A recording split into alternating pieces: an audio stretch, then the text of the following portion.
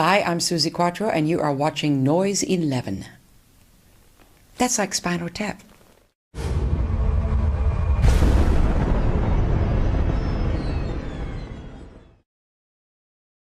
And we welcome Suzi Quatro to Noise 11. Great to have you here. Nice to be here. And what a story we've got to get through in the next 20 minutes Oh, or so. God. I mean, I'm going to cover off decades in the next... A lot. Yeah, because, you know, what a great career. And, you know, you actually... And here's the new album in the spotlight. You're talking about, in the liner notes here, what a great life you've had. It's been an incredible life. Yeah. I do feel lucky that, first of all, that I can do the job I love and that I've been allowed, and allowed is the key word, to do it for so long. Mm. Yeah. 2014, it'll be 50 years as a professional. 50 years? Yeah. Wow. So that's my next kind of... That's going out and doing that 50-year anniversary It's incredible. tour. Yeah, I've got to do something to mark that. Yeah. Well, you'd be sort of following the Rolling Stones a lot around Exactly, 77. yeah. You know, they're on to the 50th year next year as well. Yeah, too. there you go. Yeah. There you go. Incredible, isn't it? Yeah. What amazed me about this record is, A, it's the most Suzi Quatro sounding record I've heard in a long, long time. It is. Congratulations on that. You know, but it's also, in a way, bookends to the first record because you're such an Elvis fan. And, you know, we're talking about an Elvis song on here, Hard-Headed Woman. And we're also talking about a song that you've got on here, Singing with Angels, which is all about Elvis. It's dedicated to my hero. It's a true story, you know. It's not made up for the press. I saw him at the age of 5.5 on TV, and I decided that I was going to be him. Easy as that. Yeah. I looked at him, and there was like, you know, one of that little light bulb comes on, and I went, I'm going to be him. Gender didn't come into it. Just, I'm going to do that, what he's doing. And that was 5-year-old Suzi. So you'd made up your mind way back then, you know. Yeah, my path was kind of set out. It really was. So there wasn't really much of a career change that you ever had to worry about. I've never had any other job other than entertaining. Yeah. Well, that song, Singing with Angels, you've actually gone and recruited James Burton, who was in Elvis's band, and also the Jordanaires to sing on there. That must have been a really special moment in the studio.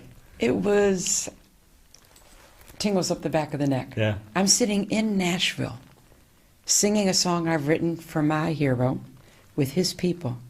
I went to put that vocal down. I was just like, oh my God, the weirdest feeling ever. I say it on stage when I do the song. I don't think I wrote that song alone. He was in there helping out. It feels like it. Yeah. Yeah. Because Elvis didn't actually write that many songs, did he? No, in fact, he didn't really write anything. Colonel Tom Parker insisted that his name go on the songs. That was part of his deal, that they had to put Elvis's name on the song. Did you not know that? No. So a little bit sneaky, but there you go. Oh, well, I don't think much has changed in the music business in 50 or 60 years then. Going back into the studio and, you know, putting this record down, you know, after a 5-year break, but sort of getting back together with the old guy again. It kind of had a story. Yeah. In 2006, I released Back to the Drive. And that album, by accident, was a collection of songs I'd been writing for 15 years. It just ended up being an autobiographical album. You know, I didn't plan it that way, and that it ended up that way. Mike was executive producer on that, which meant that he had listened to the tracks and the mixes, and he'd say, oh, do this or that. He kind of oversaw the project, although it was produced by Andy Scott from Sweet and Steve Grant. Then the next thing that happened after that was I wrote my book, which you've got a copy of there, Unzipped. Dun, dun, dun, dun, dun, dun. And so I've kind of like gone through my life on an album, gone through my life in a book. And then Mike Chapman said to me, now that you've done that, why don't we make an album together? And he said, I have exactly the vision, what it should be. He said, I want to take us back to square one. I said, that suits me. I said, I want to be in the studio with the band. He said, yes. It kind of feels like it's a rebirth, this album. Now that you know what I mean? Like, I've done all that looking at my life, and now this is right back to where I started. So it's I think the fans have been wanting to make this album for a long time. Yeah, because it was like, what, Rock Hard, 1982, that was the last album with Mike?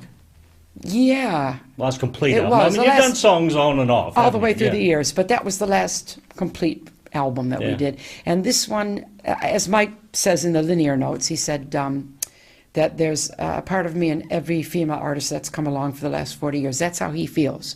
And I think that is the impetus that he made this album with. Yeah. You know, he wanted me to give him control. Yeah. Now, Which said tongue in cheek, because we work very much as a team, but he had to lead the way. He said, "This, I have to go this way, Suzi." You know. so did he envisage that he was going to go back to those early days and recreate what you two had created back in the early days, that Suzi Quatro sound? I think not recreating the sound, because that was 70s and that was a very particular sound that will never be again. I think what he wanted to do was, as if if I was just starting right now in the business, this is the album I would make. That's what he wanted it to sound like. So it sounds completely up to date, but this is Suzi if she started right now. And I think we accomplished that. Yeah. Now, I listened to the album a few times before I went back and looked at the liner notes and looked at the credits, and there was a song on here, Strict Machine, that, you know, when I heard this record, I went, that's the Suzi Quatro song, that's the sound I remember Suzi Quatro. It's a signature riff, isn't it? Yeah. And then got surprised to find out it was a Goldfrapp song. I know. Yeah. And when we were putting it down, because Mike suggested that one as one of the covers, and I loved it, so we were putting it down in the studio. And I kind of said, Mike, am I wrong, or is this Can the Can? He went, similar. And I said, can I be a little bit sneaky here? And he said, go on. And I did it. On the end actually put the Can the Can I actually put piece that in. in. He said, you know, Suzi, I think we can get away with that. I said, well, why can't we just say we get it? Yeah. We get what you did. Even if they didn't do it consciously. Yeah. Because I'm not saying they ripped anything off. Maybe that riff was in there, you know. It's certainly, you know, there's nothing new in music anyway. But so I got away with it. But I guess music's always been derivative. You know, the Beatles came from, you know, Chuck Berry and, sure. you know, Little Richard. You know, you had your influences with Elvis.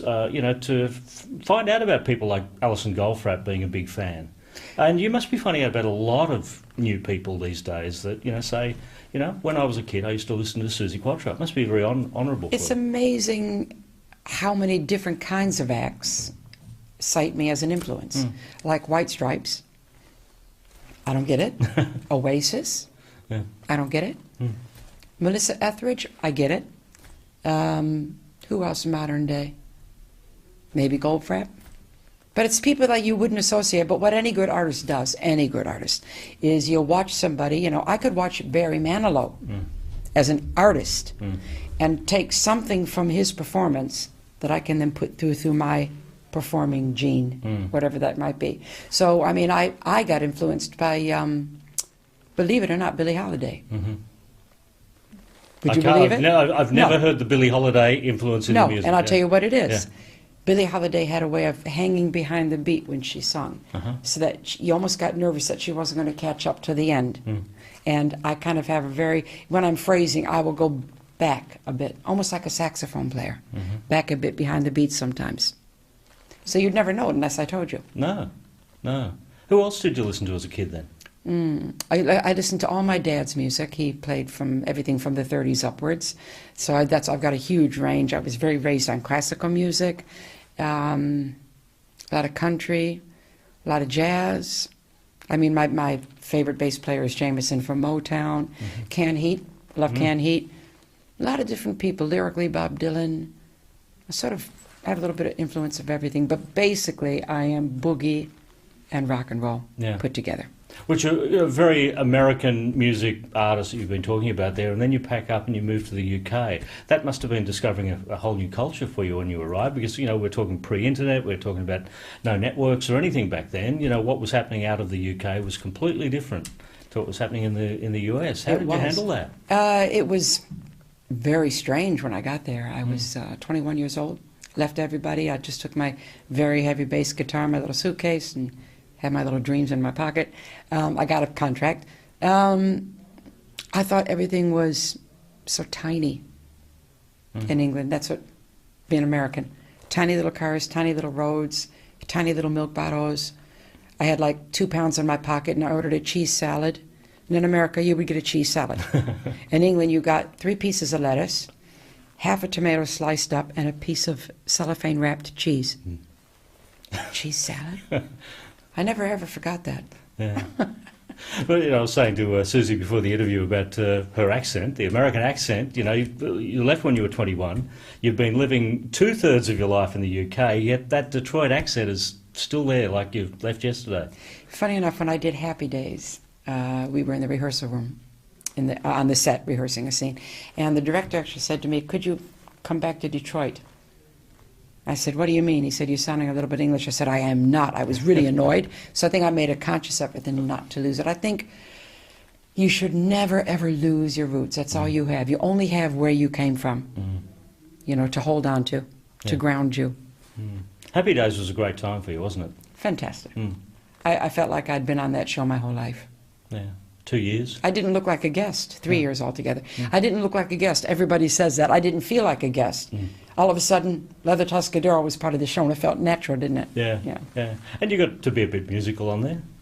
I always did like a song in every show, except for the one where I dressed up in the formal to go out with Ralph Muffin. I tried to be a lady. That was the one I didn't do any songs in. That was a pretty funny episode, you know, That was turning up at the great. Cunningham house.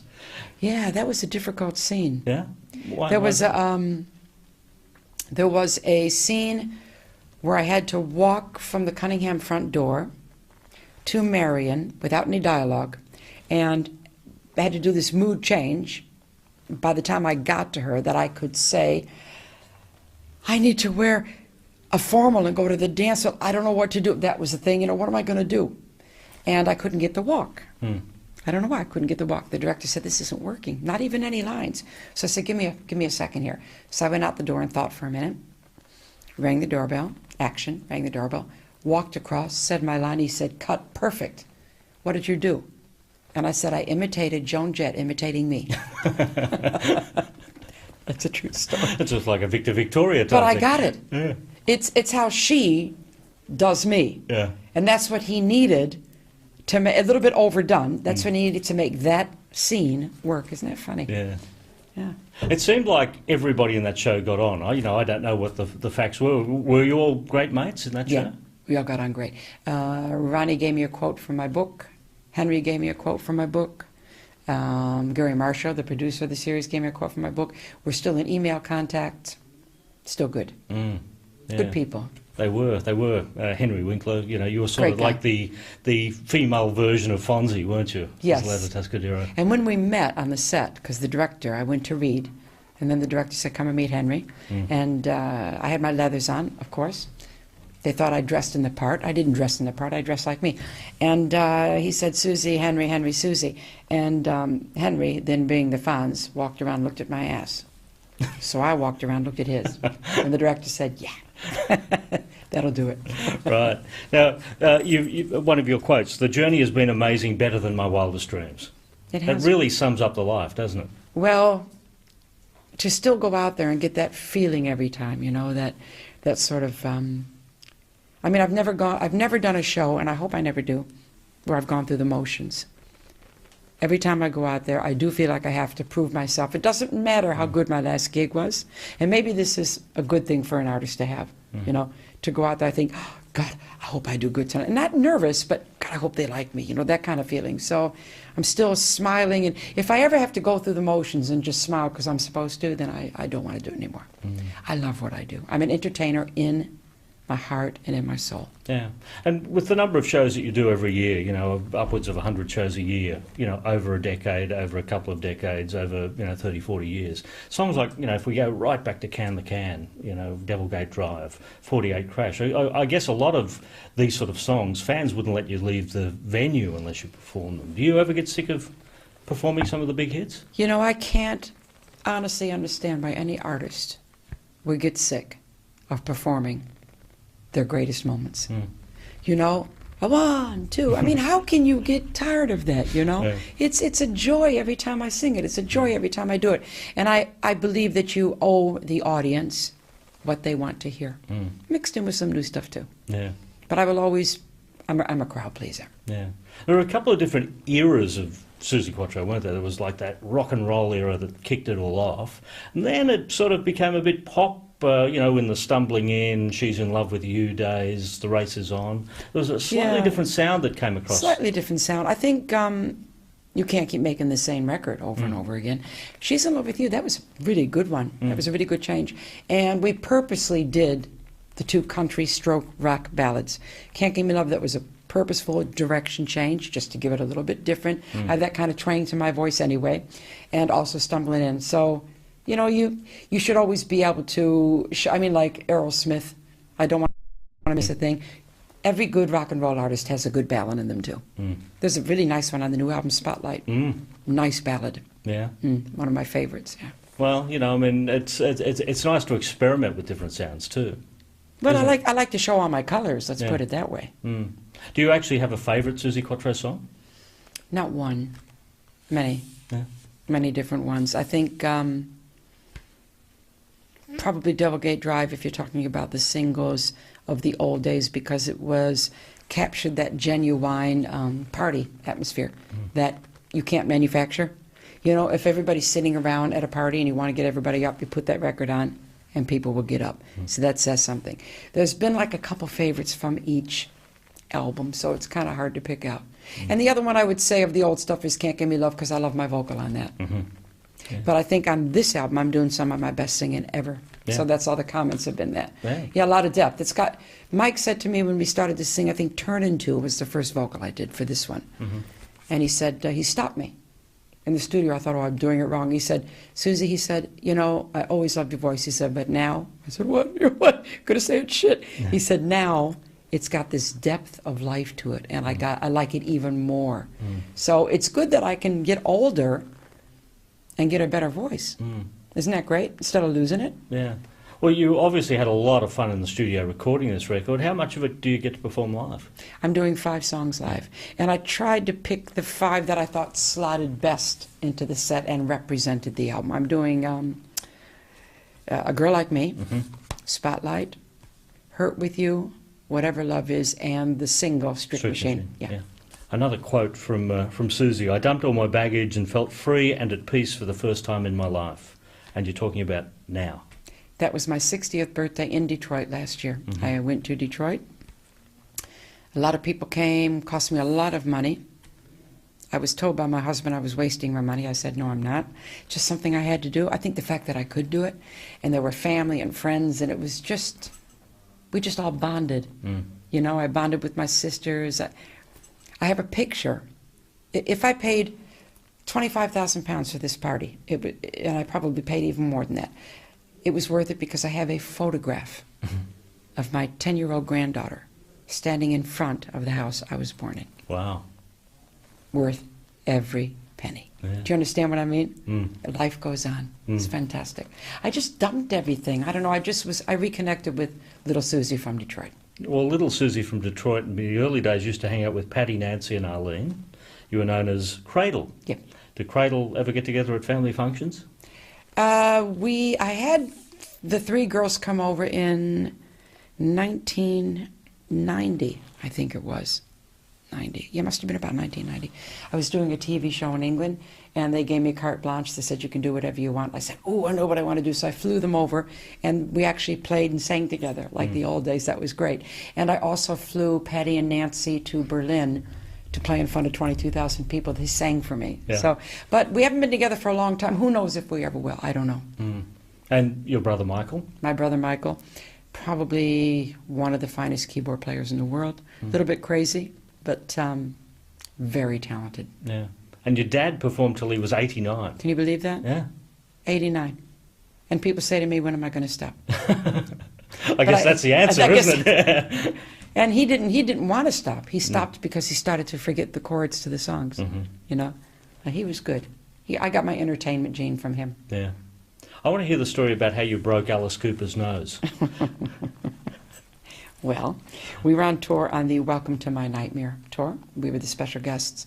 We did 75, 80 shows together, so we were like, you know. And before that, we had done like 15 of our own, and then we joined his tour, and then we continued 2 months after that, so we were nuts. Anyway, we were bored one day, and we all had these little dart guns, and we decided to have a dart gun fight, which is great. So the dart gun kind of spilled out of the room, went out into the corridor, and we were grabbing mattresses and pillows to hide behind. And so Alice had this big mattress. He thought he was safe, right? And I saw him peek out to see where I was. And Alice has got quite a big nose anyway. He peeked out to see where I was, and I went, boing! So broke his nose. And on stage that night, he had to wear one of my T-shirts, and he said it was out of respect. He always says to me, he says, the first thing I thought was ouch, and the second thing was good shot. Bless him. Australia is where you are at the moment, for people watching us anywhere in the world, but you've had a pretty good track record in this country, haven't you? I think more number ones than anywhere. Yeah, I think we sold the most until ABBA.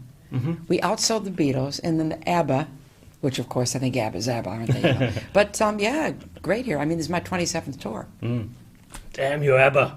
Yeah. No, it's okay. Yeah. They're a great pop band, one of the best ever. Oh, yeah, yeah. Who doesn't like ABBA? Well, you would have been competing with them on the chart for a long, long time. Yeah. Well, was it ever competitive? I don't think of competition. No. I think there's room for everybody. There's only two kinds of music. It's either good or bad. Yeah. Yes, not country and western, as they tell us in the Blues Brothers movie. And you've sold something like 50 million records over the career. And still counting. Yeah. Do you have a collection of awards that... You know? I do. Yeah. Most of it's up in my ego room. Yeah. You know Is that what you call it, the ego room? Oh, it's very famous, my ego room. Yeah? Oh, yeah. Tell me about it. You got to go up 3 flights of stairs. You got to go down a long corridor, and you can bang yourself into all sorts of things that shouldn't be there. And there's a big, heavy door, and on the door it says "Ego Room, mind your head." And you go in, and it's probably as long as this room. There are videos, DVDs, records, stage suits, scrapbooks, pictures all over the place, on the walls, on the ceiling. You go in there and you do your ego. Wow. And then you come out. That And you sounds- shut the door. That's the important thing. You shut the door. So it's like Susie's own Graceland. Yeah, it is. And on the table there's This Is Your Life. When they did my This Is Your Life. Yeah. Which is so funny because sometimes I go in there to do things and I go in there and I think, oh my God. And I look around and I think, this is my life. My whole life. Yeah. When you did that show, were you surprised? Because they keep everything I was secret, don't they? completely surprised. I had no idea. No idea. I was kind of in a state of shock. It was great, though. Really great. And they give you a book at the end. They give you a book Yeah. with lots of pictures in it, and it's a night to always remember. Yeah. Yeah. Well, it's been a pleasure to have you in here after 27 tours. I'm looking forward to a 28th and a 29th and a 30th. Absolutely. And if you're going to be following in Dad's footsteps, we'll probably see a 40th, 50th and 60th tour before you turn 89. I probably won't stop till I'm rolling onto the stage in a chair, you know, rock and roll. You and B.B. King. There you go. Yeah. Oh, I love B.B. King. Yeah. Suzi Quatro Thank joining you. us here at Noise 11.